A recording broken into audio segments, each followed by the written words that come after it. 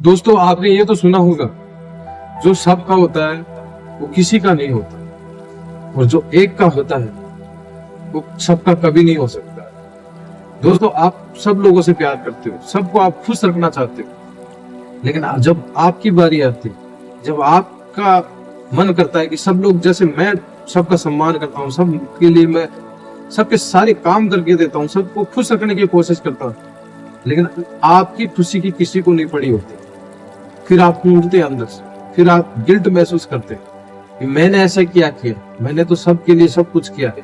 इनको खुश करने के लिए आप जो भरपूर प्रयास करते हैं, सब कुछ करते हैं, एक कोई आदेश करे उसको खुश करने के लिए, अगर एक भी कोई भी उसका छोटे से छोटा काम है उसको करने के लिए आप भाग के आतुर होके सब कुछ उसके लिए करते हो, लेकिन आखिर में आपको क्या मिलता है? सिर्फ क्या?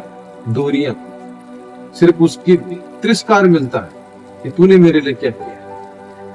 वो आपसे बोलना बंद कर देंगे, वो आपसे दूरी बनाना शुरू कर देंगे, आपके प्रेम भाव को नहीं देखते, जो आपने अंदर से पूरे कोई स्वार्थ नहीं है, निस्वार्थ भाव से आपने प्रेम किया, लेकिन उसका रिजल्ट क्या मिला? आपको रिजल्ट मिलता है कि आपको तिरस्कार सहन करना पड़ता है, आपकी ही बुराइयां कहीं ना कहीं कर रहे होते हैं वो। फिर आपको अंदर से गिल्ट महसूस होता है कि मेरे साथ ईश्वर, मेरे साथ ऐसा क्यों हुआ? मैंने तो निस्वार्थ प्रेम, लेकिन आपका कहीं ना कहीं क्या हुआ? आपको भी उनसे कुछ ना कुछ चाहिए था, प्रेम चाहिए था। उनको ये चाहते हैं आपकी, मेरे से भी ये लोग प्रेम करें, मैं जैसे सबसे व्यवहार करता हूँ ऐसा ही व्यवहार मेरे से भी हो, लेकिन आपको रिप्लाई वैसा नहीं मिलता। इसीलिए हनुमान जी ने निस्वार्थ प्रेम किया। उन्होंने कभी, बजरंगबली ने हमेशा निस्वार्थ भाव से सेवा की। आपको हमेशा ये ध्यान रखना है कि मैंने अगर इन लोगों से प्रेम किया तो वो मेरी इच्छा थी, मेरा कर्म था, मैं ईश्वर से जुड़ा हूँ, मैं हनुमान जी से जुड़ा हूँ, इसलिए मैंने निस्वार्थ भाव से प्रेम किया। मुझे इनकी प्रेम की आवश्यकता नहीं। अगर ये करेंगे तो अच्छी बात है, नहीं करेंगे तो मैं टूटूंगा नहीं, मैं कभी अंदर से बिखरूंगा नहीं। मैं अपने आप को हनुमान जी को सुपुर्द करता हूँ। अगर उनको मानोगे, हनुमान चालीसा का पाठ करोगे और निस्वार्थ भाव अपने आप दे देंगे आप। वो ऐसा, हाँ, एक बार टूटना पड़ेगा आपको, वो चीजें आपको प्रत्यक्ष में दिखाएंगे। हनुमान चालीसा का प्रभाव यही है, आपको तोड़ेंगे अंदर से, पूरी जो होता है ना पिक्चर, वो आपको दिखाएंगे, लाइफ की जर्नी आपको दिखाएंगे कि आप जिससे जो चाह रख रहे हैं वो चाह नहीं है। वो चाहत आपकी पूरी हो या ना हो, वो समय पर निर्भर करती है, वो लोगों पे निर्भर करती है, ईश्वर पे। फिर आप ईश्वर को दोष देने लगते हैं। मैं हनुमान जी का पाठ करता हूँ, हनुमान जी से पूरी श्रद्धा से जुड़ता हूँ, निस्वार्थ भाव से सेवा करता हूँ, लेकिन आपके मन की चाह क्या होती है कि मुझे भी ऐसा ही मिले। लोग आपके साथ जरूरी नहीं कि आपको चाहेंगे, तो इसीलिए अकेला रहना सीखो। और अकेला रहना कब आएगा? आप क्या है, क्यों टूटते हो अंदर से, क्यों दुखी होते हो? क्योंकि आप लोगों से, अपने आप से अकेला रहना ही नहीं चाहते। आप अकेले में अपने आप को वो गिल्ट फील करते हो कि मैं कहीं दुनिया से कटा हुआ तो नहीं हूँ, मैं दुनिया से कहीं दूर तो नहीं हो रहा। आपके अंदर वो फीलिंग आती है। अगर हनुमान चालीसा को पाठ करोगे, ध्यान करोगे, तो खुद में खुश रहोगे दोस्तों, खुद के साथ खुश रहना सीख जाओगे। फिर आपको परवाह नहीं होगी, जो आपने काम किया, किसी के लिए जो भी किया, वो आपसे प्यार करे ना करे कोई फर्क नहीं पड़ता। फिर आपके अंदर भाव ही नहीं रहेगा कि बोले मैंने मेरा कर्म किया, मैंने इनको, अगर उनसे अंदर से निस्वार्थ भाव से प्यार किया, आपके अंदर स्वार्थ भावना रहेगी नहीं। वो खुद आपके पास खींचे चले आएंगे, क्योंकि उनको जरूरत महसूस होगी।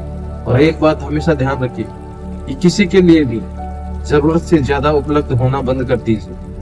अगर जरूरत से ज्यादा उपलब्ध होने की आप चेष्टा करते हैं, जरूरत से ज्यादा उनकी सहायता करते हैं, जरूरत से ज्यादा जब बोले तब हाजिर हो जाते हैं, तो फिर आपकी वैल्यू कम करने लगते हैं वो लोग, क्योंकि वो अपने एक बना लेते हैं कि बस मेरा हक बना लेते हैं। और जैसे आप थोड़ा, अगर आपकी उनके कारण आपका लॉस हो रहा है, आप अपने काम को छोड़कर उनके सेवा में लगे हैं, फिर भी उसका कोई वैल्यू नहीं करते, बोले नहीं ये तो मेरा हक है, ये मेरा, जैसे नौकर का जैसे भाव नहीं लाते ऐसे भाव ले आते हैं। आज ये सतयुग नहीं है दोस्तों, ये कलयुग है।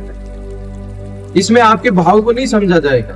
आप निस्वार्थ भाव से काम कर रहे हैं, सेवा कर रहे हैं, लेकिन ये उन आपके मन की चाह को नहीं पढ़ सकते। वो तो ईश्वर है, श्री राम, प्रभु श्री राम, वो पढ़ लेते थे, उनमें वो भावना थी, क्योंकि वो भी ध्यान साधना में समझते थे ये जो मेरे साथ काम कर रहा है मेरा भक्त हनुमान, उनकी एक एक छोटी सी छोटी पीड़ा को समझ जाते थे दोस्तों, बिना बताए।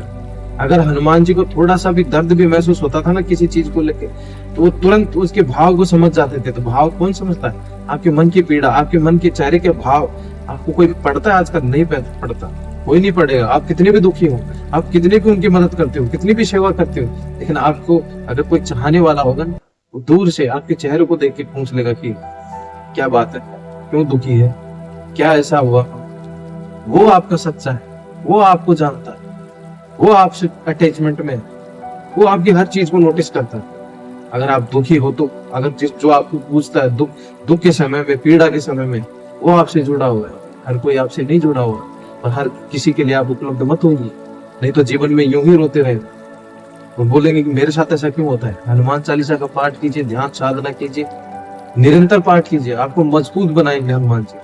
मैंने एक पिछले वीडियो में बताया भी, 7 ऐसे संकेत बताए हैं मैंने जो जीवन में घटते हैं आपके साथ। अगर उनको पकड़ लिया, उनको ऑब्जर्व कर लिया, हनुमान चालीसा को एक्टिव कर लिया, यकीन मानो दोस्तों, जीवन में कभी पीछे नहीं हटो। मैंने उस वीडियो में कोई एडिटिंग नहीं की, मैंने कोई प्रोडक्ट नहीं बेचा, कुछ नहीं किया। मैंने सच्ची श्रद्धा और सच्चा भाव बताया उसमें। वो भाव अगर जिस दिन आपके अंदर आ गया, आप कभी नहीं रुकेंगे लाइफ में। ये वादा है, हनुमान जी का वादा है, यकीन करो दोस्तों। अगर वीडियो अच्छा लगा, लाइक करो, सब्सक्राइब करो, बेल आइकन को दबाओ और ज्यादा से ज्यादा लोगों को शेयर करो, ताकि उनकी वो भी ना टूटे, अपनी लाइफ में चीजों को समझे, आगे बढ़े। हर किसी का विश्वास नहीं किया जाता है, अपने आप से जुड़ो, तभी आगे बढ़ो। जय श्री राम, जय हनुमान। धन्यवाद दोस्तों।